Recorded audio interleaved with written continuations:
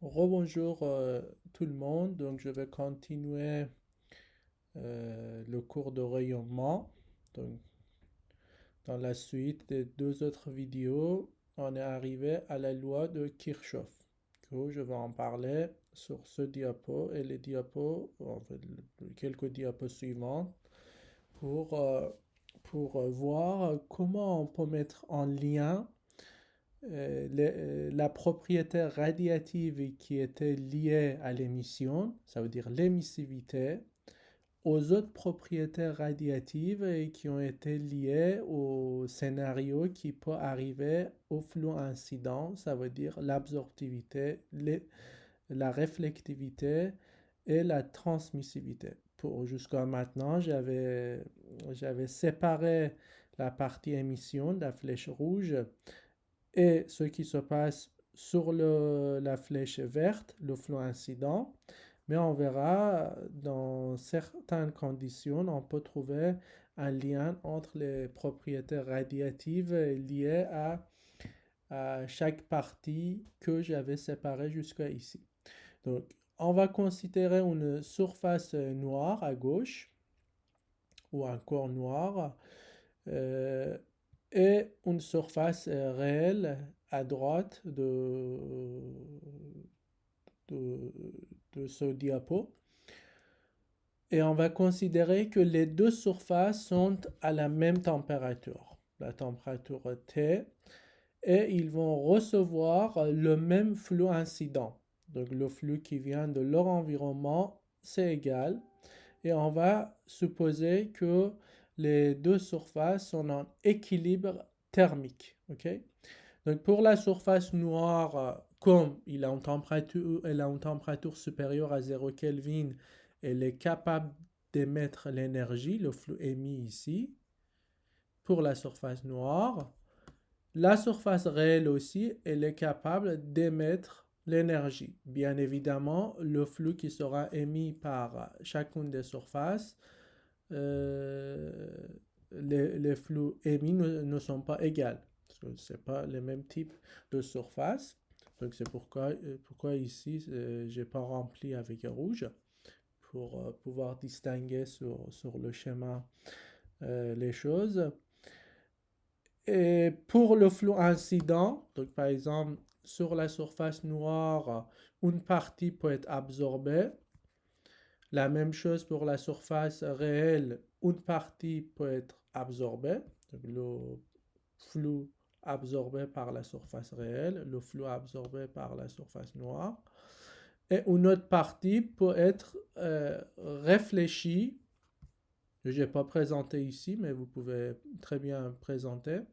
Donc une partie peut être réfléchie et une autre partie peut être transmise. OK? Mais différemment parce que les surfaces ne sont pas les mêmes. OK? Je n'ai pas présenté les vecteurs réfléchis ou transmis, mais vous pouvez très bien le mettre, ça ne change rien. Donc, les températures restent constantes et ça veut dire qu'on est en régime permanent, il n'y a rien qui change. Donc, dans cette condition-là, moi, j'ai le droit de dire que le flux absorbé doit être égal au flux émis par chaque surface. Pourquoi? Parce que comme je suis en régime permanent, la température est constante, ça veut dire tout ce qui est perdu est égal à tout ce qui est gagné. Donc tout ce qui est perdu pour chaque surface, c'est le flux émis, ici pour la surface noire, ici pour la surface réelle. Et tout ce qui est gagné, c'est le flux absorbé pour chaque surface. On est d'accord? C'est pour ça que je n'ai pas présenté les deux autres scénarios, le flux réfléchi ou transmis. Ils peuvent exister, mais ils ne vont pas jouer un rôle dans ma discussion actuelle. OK? Donc, comme je suis en régime permanent, le flux émis, ce qu'on perd, doit être égal au flux absorbé pour chaque surface. Donc, je vais écrire ça pour la surface noire. Le flux absorbé de la surface noire est égal au flux émis par la surface noire. Le flux absorbé par une surface, qu'est-ce que c'est? Regardez la définition de l'absorptivité.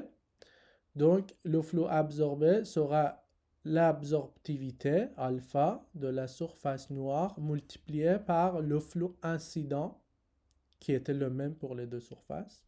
C'est pour ça que j'ai pas précisé noir pour le flux incident. Et pour le flux émis pour la surface noire, donc la loi de Stefan-Boltzmann, donc le flux émis c'est égal à l'émissivité multipliée par la surface d'émission multipliée par la constante de Stefan-Boltzmann multipliée par la puissance exprimée en Kelvin égale à la température exprimée en Kelvin puissance 4. Ok? Donc en régime permanent, il faut toujours avoir ça si je parle que de rayonnement. Ok? Donc elles sont égales. L'absorptivité pour la surface noire est égale à 1. Donc c'est parmi les propriétés de la surface noire. Une surface noire absorbe tout le flux incident. Donc alpha, l'absorptivité est égale à 1. Et la deuxième propriété de la surface noire est qu'elle est capable d'émettre le maximum d'énergie radiative à une température donnée T. Donc epsilon, l'émissivité de la surface noire, est également égale à 1. Okay? Donc, avec cette égalité, j'arrive à cette expression, le flux incident sera égal à A sigma T puissance 4. Okay? La même chose pour la surface réelle. Le flux absorbé pour la surface réelle doit être égal au flux émis par la surface réelle parce que je suis en régime permanent. Tout ce qui est gagné est égal à tout ce qui est perdu. Donc pour le flux absorbé, la même expression. La seule différence, c'est que je n'ai pas précisé noir parce que c'est la surface réelle cette fois. Donc vous pouvez écrire alpha de la surface réelle multiplié par le flux incident pour le flux absorbé. Et pour le flux émis par la surface réelle, alors la surface réelle, je n'ai pas précisé, en fait, ça peut être n'importe quel type de surface. Le flux émis sera égal à epsilon, l'émissivité, multiplié par l'aire de la surface, multiplié par sigma, t puissance 4. Ok? Donc, les deux sont égales. Maintenant, comme j'avais supposé que le flux incident, le flux qui vient de l'extérieur, est le même pour la surface noire et pour la surface réelle, pour le flux incident, je peux utiliser ce que j'avais trouvé ici, pour la surface noire, parce que c'est le même flux. Donc, je l'insère ici, et le résultat sera égal à alpha multiplié par le flux incident qui était là, égal à epsilon A sigma T puissance 4. Donc, A sigma T puissance 4 existe sur les deux côtés, donc ça saute. Je vais avoir alpha, l'absorptivité, qui est égale à epsilon, l'émissivité. Donc, ce qu'on appelle la loi de Kirchhoff.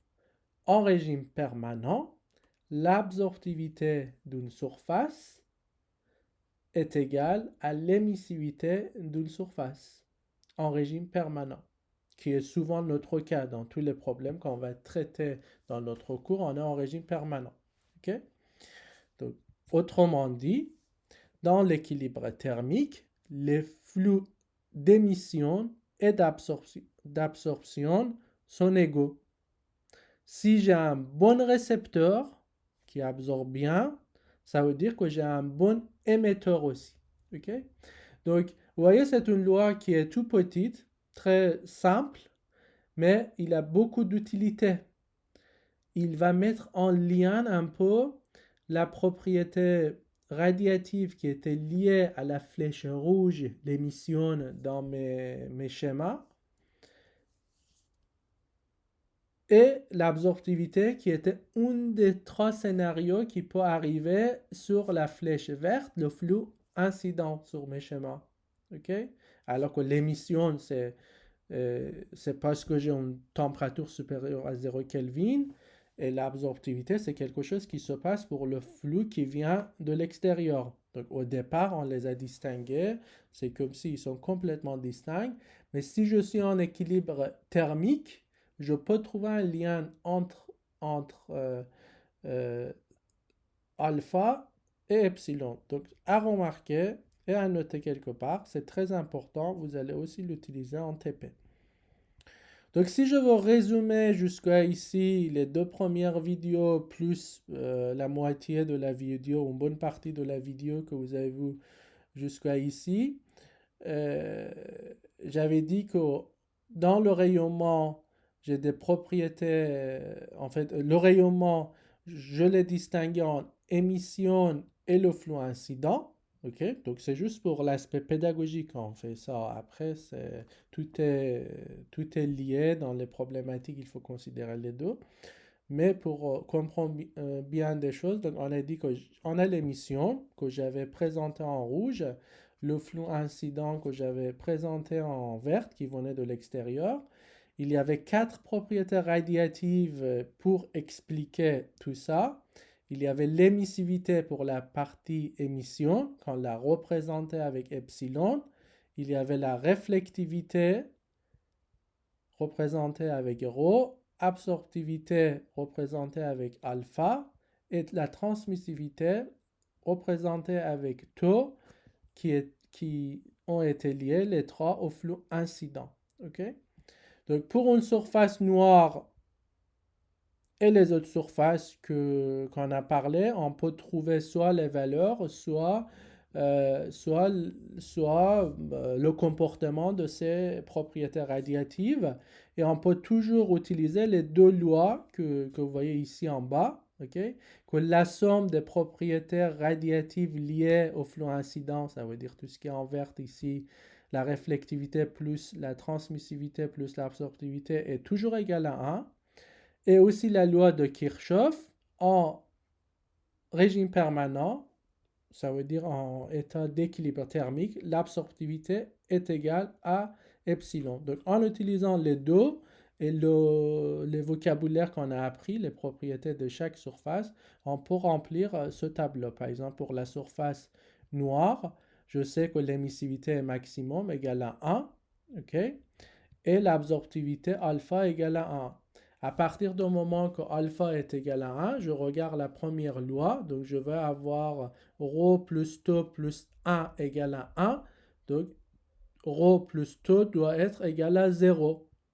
Donc, ça veut dire que ρ et tau doivent être égal à 0 parce que c'est des valeurs positives. Okay? Donc, on peut remplir cette ligne-là. Pour une surface qui est parfaitement réfléchissant, ça veut dire qu'il laisse traverser tout le flux incident, tau égale à 1. Donc tau égale à 1, ça veut dire alpha égale à 1, 0 et ρ égale à 0. D'accord? Juste en utilisant cette loi. Et si alpha égale à 0, je sais par la loi de Kirchhoff que l'émissivité sera égale à 0 également. Pour une surface opaque, ça veut dire une surface qui ne laisse pas passer le flux incident, on sait que tau est égal à 0. Il ne laisse pas passer, il ne laisse pas transmettre, il ne laisse pas que le flux incident soit transmis. Par contre, quand on regarde la première loi, on ne peut pas dire grand-chose sur ρ et alpha, à part que ρ et alpha sont inférieurs égal à 1. Donc j'ai oublié à mettre égal, donc inférieur égal à 1. Et epsilon va être égal à alpha, mais toujours entre 0 et 1. Pour une surface qui est parfaitement réfléchissant, ça veut dire tout ce qui est incident va être réfléchi, ρ sera égal à 1. Donc si ρ est égal à 1, ça veut dire tau et alpha sont égales à 0 en regardant la première loi ici. Okay? Et epsilon est égal à alpha, toujours en régime permanent, donc epsilon égale à 0. Pour une surface grise et diffusant, on ne peut pas dire grand-chose sur les valeurs, à part que les propriétés radiatives restent entre 0 et 1. Donc ici, peut-être c'est mieux d'écrire entre 0 et 1, et inférieur égal à 1, inférieur égal à 1, inférieur égal à 1, inférieur égal à 1, et supérieur égal à 0. Donc vous pouvez compléter cette ligne-là.